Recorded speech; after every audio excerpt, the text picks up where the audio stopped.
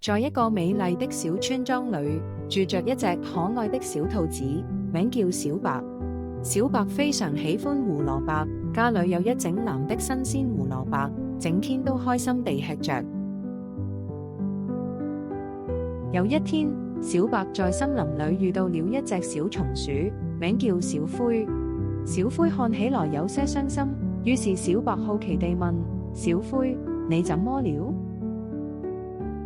而小灰嘆了口氣，說：我今天沒有找到任何食物，肚子餓得咕嚕叫。而小白聽了，心裏有些不安。他想起自己有那麼多胡蘿蔔，於是決定把一根胡蘿蔔給小灰。來，小灰，這是我給你的胡蘿蔔，希望你能喜歡。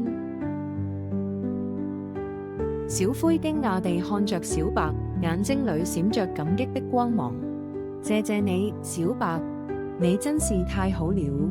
小灰開心地接過胡蘿蔔，狼吞虎咽地吃了起來。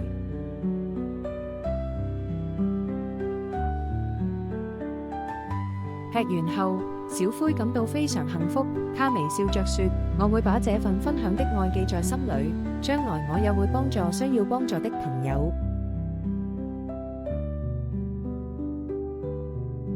從那天起，小白和小灰成了最好的朋友，他們一起分享食物和快樂。村莊裏的其他小動物也受到感染，開始學會分享。